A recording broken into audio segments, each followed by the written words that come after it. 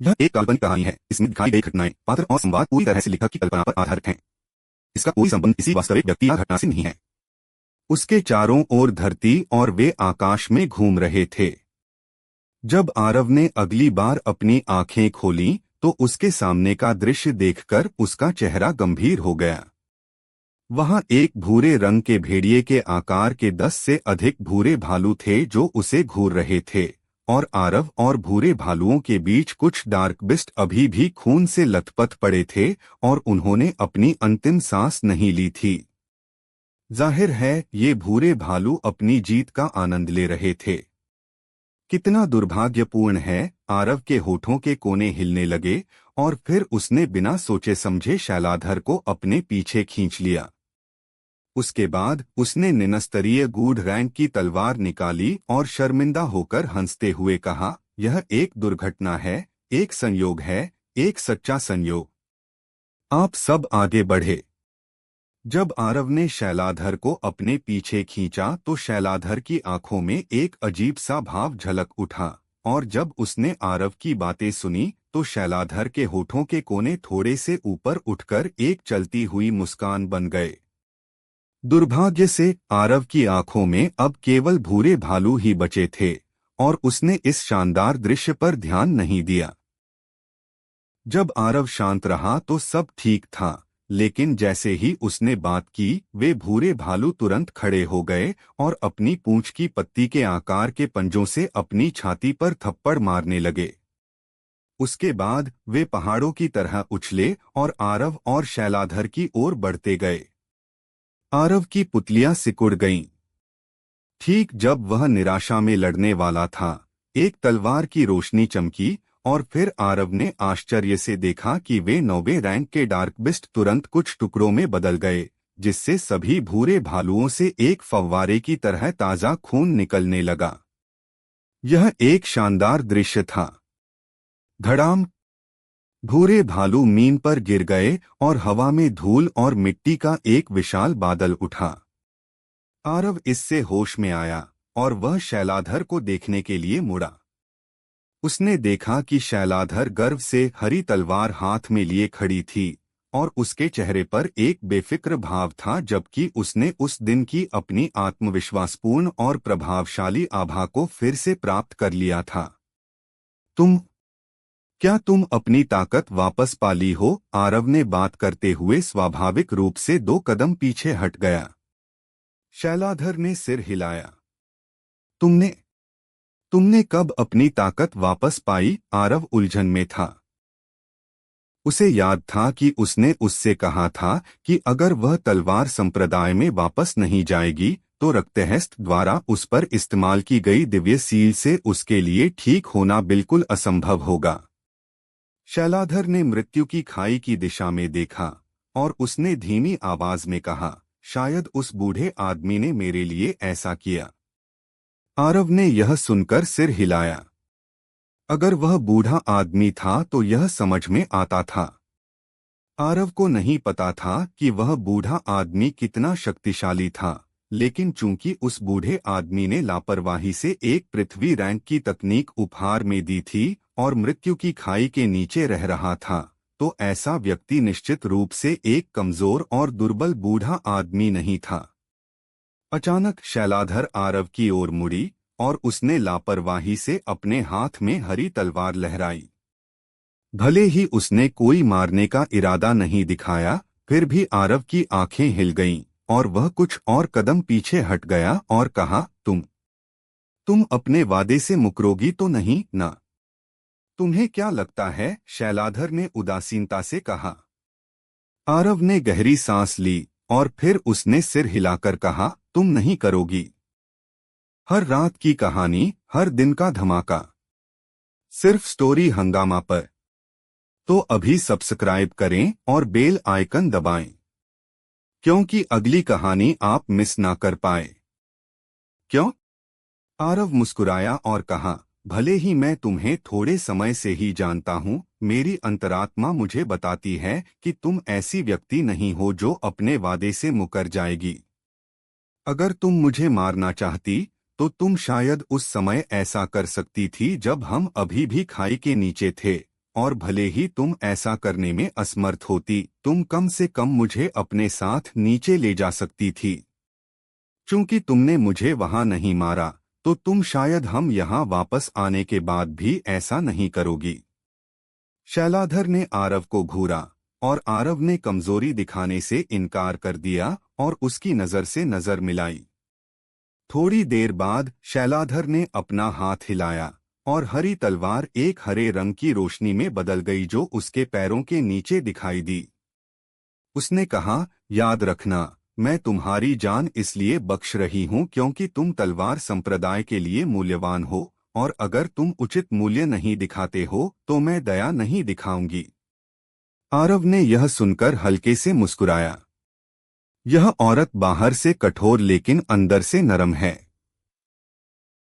आरव को कुछ याद आया और उसने बूढ़े आदमी द्वारा दिए गए कंगन का जोड़ा निकाला और शैलाधर के पास गया और उसे देते हुए कहा, यह तुम्हारा है। आरव ने कंगन की गुणवत्ता का पता नहीं लगाया, लेकिन वह जानता था कि यह कंगन का जोड़ा निश्चित रूप से साधारण नहीं था। शैलाधर ने कंगन पर एक नजर डाली और कहा, उसने यह तुम्हें दिया था, तो मैं अब इसे तुम्हें दे रहा हूं, आरव ने मुस्कुराते हुए कहा। शैलाधर ने थोड़ी देर आरव को देखा और फिर उसकी नजर कंगन पर टिकी। एक लंबे समय के बाद उसने धीमी आवाज में कहा, यह कंगन का जोड़ा पृथ्वी रैंक के मध्य स्तर का है। हमारे तलवार संप्रदाय के पास भी पृथ्वी रैंक के कई खजाने नहीं हैं, और यह तो एक जोड़ा है। क्या तुम सच में इसे मुझे देना चाहते हो? पृथ्वी रैंक के खजाने कितने कीमती थे?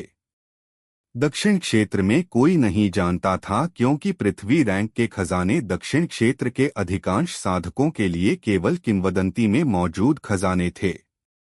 जैसा कि शैलाधर ने कहा था, तलवार संप्रदाय जैसे बड़े संप्रदायों के पास भी कई पृथ्वी रैंक के खजाने नहीं थे, और यही कारण था कि उसने यह सवाल पूछा। आरव भी शैलाधर को सुनकर बहुत हैरान हुआ क्योंकि उसने कभी उम्मीद नहीं की थी कि यह कंगन का जोड़ा वास्तव में पृथ्वी रैंक का होगा। लेकिन इससे क्या फर्क पड़ता है?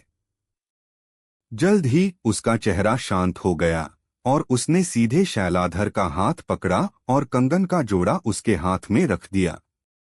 उसने कहा, सच कहूं मैं अपने दिल में बहुत हैरान हूं, लेकिन क्या अब ये तुम्हारे हैं? शैलाधर ने आरव को एक गहरी नजर दी और फिर कंगन पहन लिए। तुरंत उसके हाथों से एक चमकदार रोशनी की लहर निकली और फिर आरव के सामने का दृश्य बदल गया। अगले ही पल वह अचानक एक ऐसी दुनिया में दिखाई दिया जो सुनहरे बर्फीले क्रिस्टल से ढकी हुई थी, और उसकी दृष्टि के क्षेत्र में हर जगह नुकीले सुनहरे बर्फीले क्रिस्टल थे। अचानक बर्फीले क्रिस्टल हिल गए और इस दृश्य ने आरव को चौंका दिया। अगले ही पल वे बर्फीले क्रिस्टल अचानक कई नुकीले ब्लेडों में बदल गए जो उसकी ओर तेजी से बढ़े, और आरव यह देखकर हैरान था। हालांकि ठीक इसी पल उसके सामने का दृश्य एक बार फिर बदल गया और सभी बर्फीले क्रिस्टल गायब हो गए जबकि वह वास्तविकता में लौट आया। आरव ने अपना सिर हिलाया और फिर अपनी नजर शैलाधर पर डाली, और जब उसने उसे देखा तो उसका चेहरा तुरंत बदल गया, क्योंकि इस समय शैलाधर का शरीर वास्तव में बहुरंगीन प्रकाश की एक परत से ढका हुआ था। बहुरंगीन प्रकाश एक तंग फिटिंग कपड़े की तरह लग रहा था जिसने उसके सुंदर शरीर को कसकर ढका हुआ था, और यह सूर्य की किरणों के नीचे एक भ्रामक चमक के साथ झिलमिला रहा था। यह क्या हो रहा है? आरव उलझन में था। शैलाधर ने अपने बाएं हाथ में कंगन पर एक नजर डाली और उसकी आंखों में स्नेह की एक झलक चमक गई। उसने समझाया, पृथ्वी रैंक के खजानों में आमतौर पर अविश्वसनीय क्षमताएं होती हैं। इन दो कंगन में से एक आक्रामक है जबकि दूसरा रक्षात्मक है। वह भ्रम संरचना जो पहले थी वह आक्रामक कंगन द्वारा बनाई गई थी, और उस संरचना के भीतर का वातावरण एक भ्रम नहीं है। अगर तुम वहां घायल हो जाते हो तो तुम्हारी आध्यात्मिक ऊर्जा और तुम्हारी आत्मा की ऊर्जा को वास्तविकता में एक भारी चोट लगेगी। जब उसने यहां तक बात की तो उसने अपने दाहिने हाथ में कंगन पर एक नजर डाली और जारी रखा। यह रक्षात्मक कंगन है और यह मेरे शरीर पर मेरे दिल में एक ही आदेश से एक ऊर्जा कवच बना सकता है। मैंने पहले ऊर्जा कवच का परीक्षण किया और मेरी ताकत के साथ भी मेरी पूरी ताकत का एक प्रहार वास्तव में इसे बिल्कुल भी नुकसान नहीं पहुंचा सका। इस कंगन के जोड़े के साथ मैं आत्मोन्नति स्तर के विशेषज्ञों के खिलाफ जाने की अपनी क्षमता में आश्वस्त हूं। इसके अलावा इन दोनों कंगन में अंगूठियों की तरह उनके भीतर स्थान भी है और जब इन्हें मिलाया जाता है तो उनके भीतर के दो स्थान लगभग 300 वर्गमीटर के क्षेत्र को कवर करते हैं। आरव यह सुनकर बहुत हैरान हुआ। अतीत में उसने सुना था कि पृथ्वी रैंक के खजाने बहुत ही असामान्य थे, फिर भी उसने कभी उम्मीद नहीं की थी कि वे इतने असामान्य होंगे। कुछ भी न कहें, बस वह भ्रम संरचना जो पहले थी, वह अगर शैलाधर ने समय पर उसे नहीं रोका होता तो उसे बिना किसी प्रतिरोध के कुचलने में बिल्कुल सक्षम थी। इसके अलावा कंगन में भी उनके अपने स्थान थे और 300 वर्गमीटर का क्षेत्र उसकी अनंतकोश अंगूठी से कुछ 10 गुना बड़ा था। जब उसने आरव के चेहरे पर सदमा और उसकी आंखों में प्रशंसा देखी तो शैलाधर ने उदासीनता से कहा, क्या तुम्हें अब उन्हें मुझे देने का पछतावा है? आरव का चेहरा यह सुनकर बदल गया और उसने गहरी सांस ली और उसे घूरकर गंभीरता से कहा, मैं मानता हूं कि पृथ्वी रैंक के खजाने बहुत ही मोहक हैं, लेकिन इससे क्या फर्क पड़ता है? चंद्रिका, तुम मुझे, आरव को, कम आंकती हो। जैसे ही उसने बात खत्म की, आरव मुड़ा और भूरे भालुओं के ढेर की ओर चला गया जिन्हें शैलाधर ने निपटाया था, और फिर उसने उनके आंतरिक कोर को निकालना शुरू कर दिया क्योंकि वह यह बहुत समय से करना चाहता था। सच कहूं तो क्या आरव को पछतावा था? वास्तव में उसे बिल्कुल भी पछतावा नहीं था। एक पृथ्वी रैंक का खजाना वास्तव में मोहक था, लेकिन उसे वास्तव में कोई पछतावा नहीं था। किसी भी मामले में उसे शैलाधर को यह देने का पछतावा नहीं था। वह नहीं जानता था कि इसे स्नेह माना जा सकता है या नहीं, लेकिन किसी भी मामले में उसे अपने दिल में कोई पछतावा नहीं था। इसके अलावा कंगन स्पष्ट रूप से महिलाओं के लिए थे।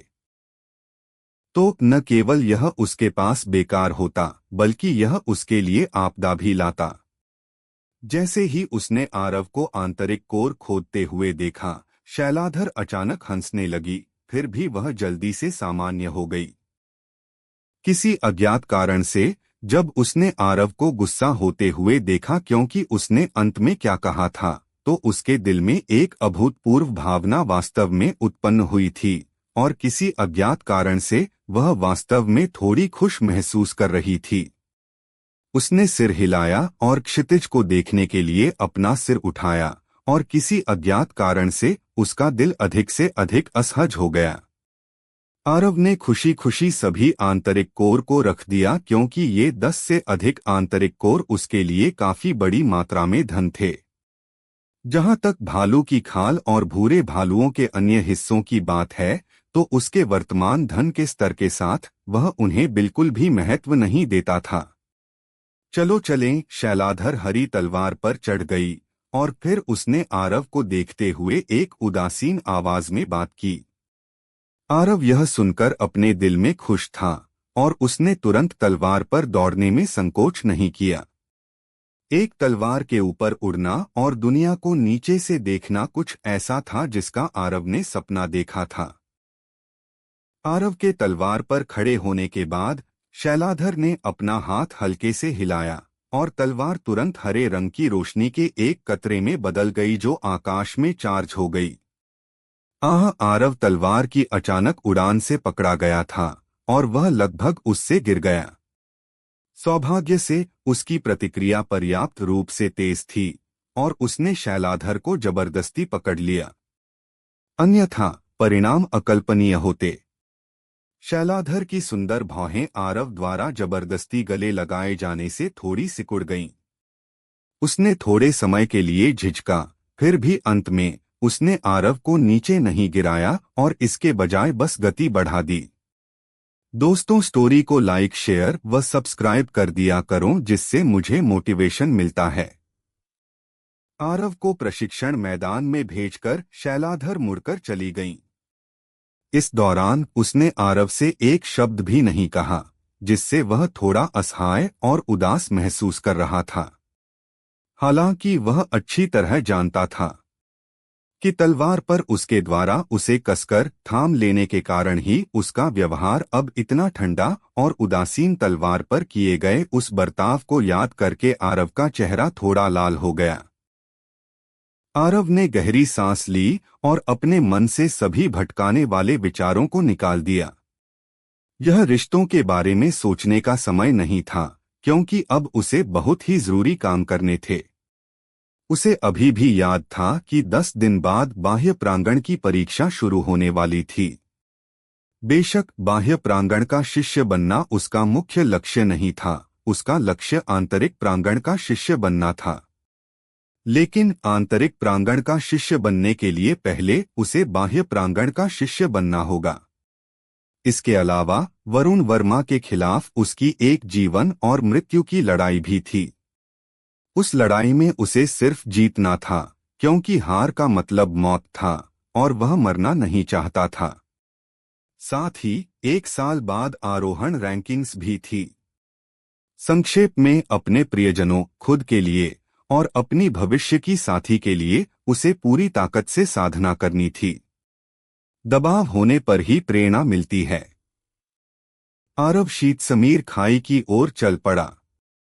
अब उसके लिए बेतहाशा साधना करने का समय आ गया था। तलवार संप्रदाय में 7 मुख्य शिखर थे और तलवार संप्रदाय का सबसे बड़ा शिखर शून्य पर्वत वह जगह थी जहां संप्रदाय के गुरु रहते थे। शून्य पर्वत संप्रदाय के गुरु के रहने की जगह थी और यह 7 चोटियों में सबसे ऊंची थी। शून्य पर्वत, शून्य भवन।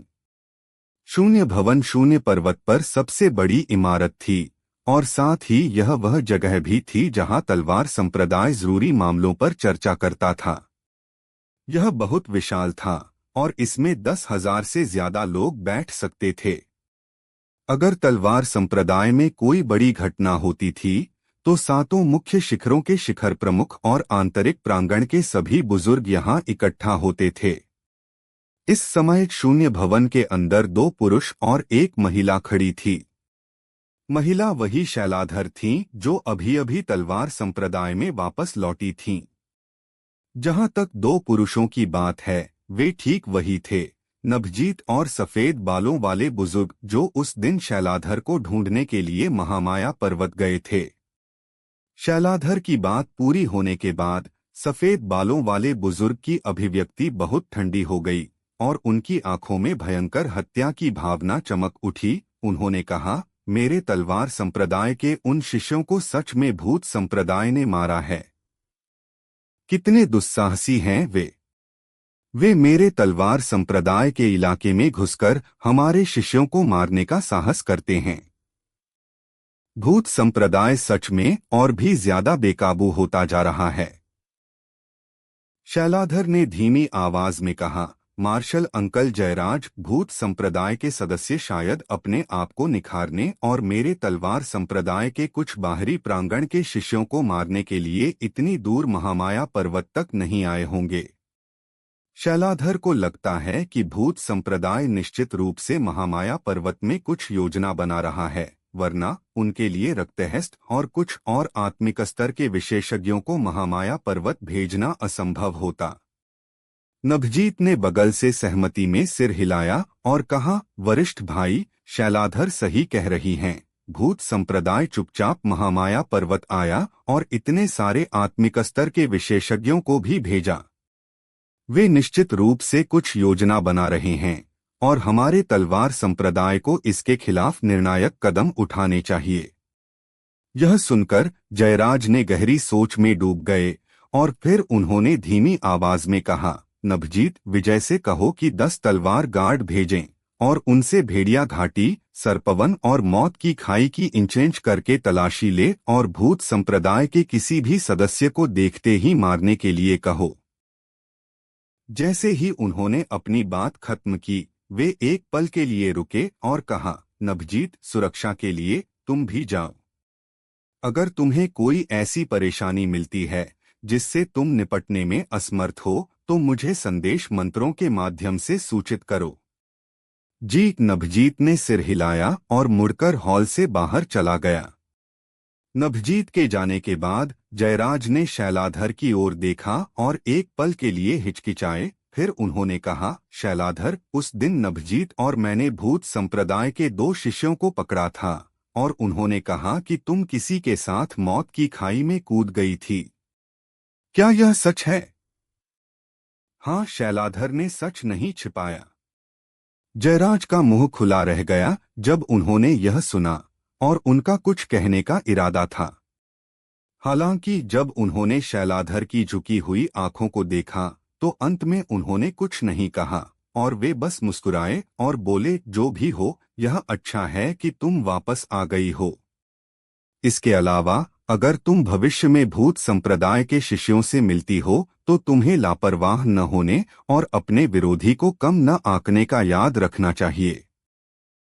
आखिरकार तुम तलवार संप्रदाय में अकेली ऐसी व्यक्ति हो जिसने छुपे हुए ड्रैगन रैंकिंग्स में एक जगह हासिल की है। शैलाधर इसे याद रखेंगी। यह अच्छा है। जाओ और आराम करो। शून्य भवन छोड़ने के बाद शैलाधर ने श्रम शिखर की दिशा में देखा। अंत में उन्होंने आरव के बारे में हॉल के अंदर कुछ भी नहीं बताया था। आरव की ताकत और पंच तत्व गूढ़ ऊर्जा के साथ अगर वह उनके बारे में बताती तो तलवार संप्रदाय निश्चित रूप से उसे बहुत महत्व देता। हालांकि इसके विपरीत आरव सभी के लिए एक निशाना भी बन जाता। जो पेड़ जंगल के ऊपर खड़ा होता है वह निश्चित रूप से हवा से नष्ट हो जाता है। अगर दूसरों को यह पता चलता कि आरव के पास स्वर्ण गूढ़ ऊर्जा है और वह एक आत्मतंत्री भी है। तलवार संप्रदाय के साथ शत्रुता रखने वाले गुट निश्चित रूप से आरव को खत्म करने के लिए विशेषज्ञों को भेजेंगे। खासकर भूत संप्रदाय, वे आरव जैसे शिष्य को कभी बड़ा होने नहीं देंगे। तो सब कुछ सोचने के बाद अंत में उन्होंने यह खुलासा नहीं करने का फैसला किया कि आरव एक आत्मतंत्री था और उसके पास स्वर्ण तत्व की गूढ़ ऊर्जा थी। तलवार संप्रदाय अभी भी थोड़ा बहुत कमजोर है। शैलाधर ने आह भरी।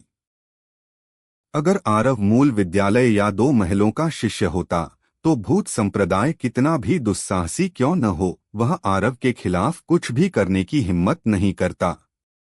हालांकि आरव तलवार संप्रदाय में था, इसलिए भूत संप्रदाय ने ऐसा करने की हिम्मत की।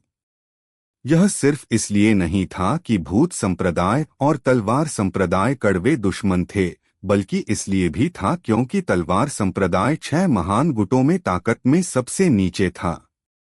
महामाया पर्वत की अपनी यात्रा से आरव को गूढ़ स्तर और पृथ्वी स्तर की तलवार तकनीकें मिली थीं और उसने एक गति तकनीक भी प्राप्त की थी। ये तीनों तकनीकें अब उसके लिए बहुत उपयोगी थीं, खासकर तलवार नियंत्रण तकनीक। जब आरव ने तलवार नियंत्रण तकनीक के बारे में सब कुछ ध्यान से याद किया तो वह खुशी से लगभग उछल पड़ा, क्योंकि वह तलवार नियंत्रण तकनीक को पहले स्तर तक विकसित करके एक तलवार को नियंत्रित करके उड़ सकेगा। तलवार संप्रदाय के पास तलवार को नियंत्रित करके उड़ने से संबंधित तलवार तकनीकें थीं, लेकिन बाह्य प्रांगण के बुजुर्गों ने कहा था कि ऐसा करना तभी संभव था जब कोई आत्मिक स्तर पर पहुंच जाए, क्योंकि केवल आत्मिक स्तर के विशेषज्ञों की गूढ़ ऊर्जा ही इस तकनीक की खपत को बनाए रखने के लिए पर्याप्त थी। इसके अलावा एक बार आत्मिक स्तर प्राप्त कर लेने पर तलवार को आत्मिक केंद्र के अंदर पोषित करने के लिए रखा जा सकता था, जिससे कोई तलवार के साथ संवाद कर सके और उसके साथ एक निश्चित स्तर का संबंध बना सके। केवल इसी तरह कोई तलवार को नियंत्रित करके उड़ सकता था। तो भले ही तलवार पर उड़ना तलवार संप्रदाय के सभी शिष्यों का सपना था, लेकिन इसकी कठिनाई ने उन्हें इससे पहले ही रोक दिया। यहाँ तक कि बाह्य प्रांगण के बुजुर्ग भी संप्रदाय छोड़ते समय उड़ने वाले खजाने का उपयोग करते थे। हालांकि अब आरव को तलवार संप्रदाय के शिष्यों की तरह तलवार पर उड़ने के लिए आत्मिक स्तर प्राप्त करने की आवश्यकता नहीं थी। उसे सिर्फ इस पृथ्वी स्तर की तकनीक को पहले स्तर तक विकसित करना था, और वह अपनी गूढ़ ऊर्जा का उपयोग करके अपनी तलवार को नियंत्रित कर सकेगा और तलवार पर उड़ने का प्रभाव प्राप्त कर सकेगा। बेशक इसमें गूढ़ ऊर्जा की थोड़ी ज्यादा खपत होती थी, लेकिन आरव, जिसके पास कुछ दसियों हजार ऊर्जा पत्थर थे, उसे गूढ़ ऊर्जा की खपत की बिल्कुल भी परवाह नहीं थी।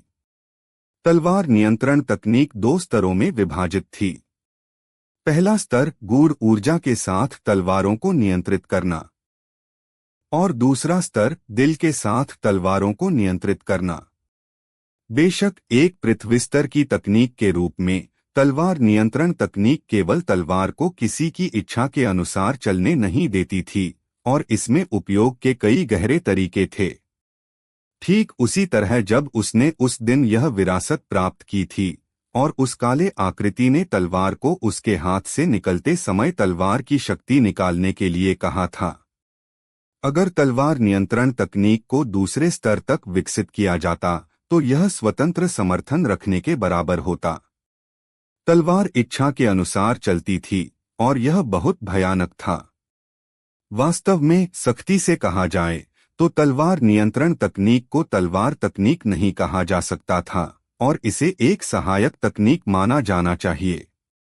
क्योंकि यह बिल्कुल भी कोई चाल नहीं थी, फिर भी यह बिल्कुल भी कमजोर नहीं थी, क्योंकि इसकी सहायक क्षमता बहुत ही अद्भुत थी। बस इसके बारे में सोचें, अगर किसी की तलवार अचानक लड़ाई में अपने विरोधी के पीछे उड़ जाए और तलवार की शक्ति का एक धागा चलाए तो परिणाम क्या होगा।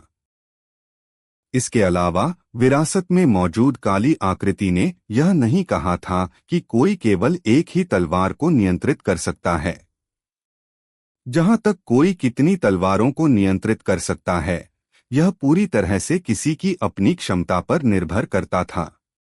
अगले कुछ दिनों में खाने के अलावा आरव ने अपना सारा समय शीतसमीर खाई में तलवार तकनीक की साधना करने में बिताया।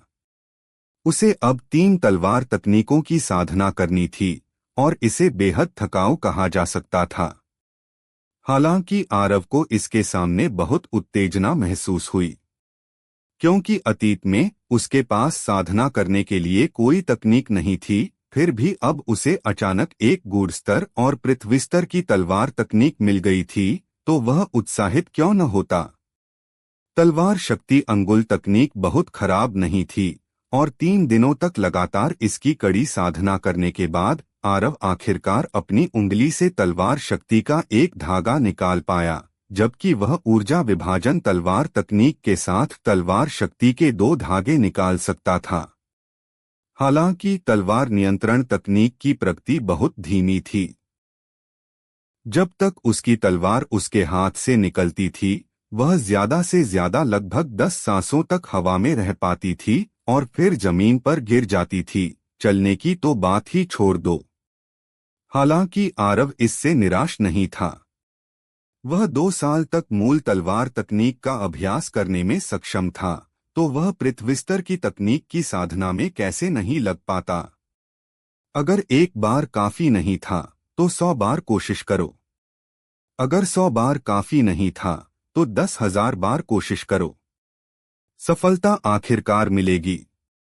इस दिन आरव उस विशाल चट्टान के ऊपर खड़ा था जिसका वह आमतौर पर शीतसमीर खाई में साधना करने के लिए उपयोग करता था, और उसके सामने हवा में एक तलवार तैर रही थी।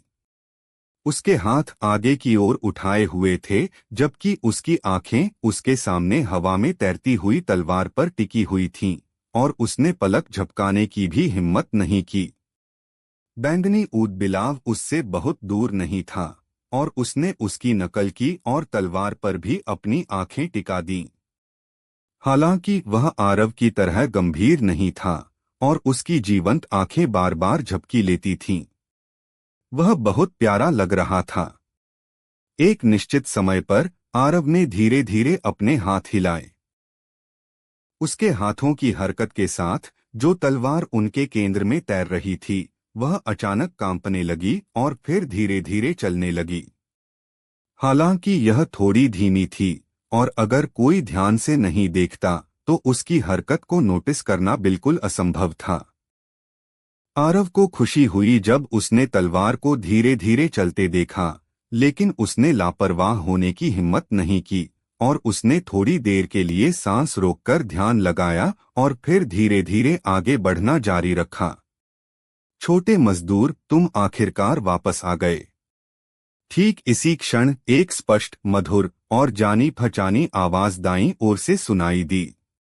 जब उसने यह आवाज सुनी तो आरव का हाथ कांप गया और तलवार तुरंत जमीन पर गिर गई।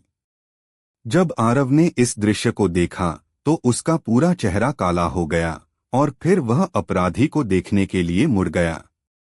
अब क्या होने वाला है आगे सुनते रहिए सर्वशक्तिमान हमारे चैनल स्टोरी हंगामा पर।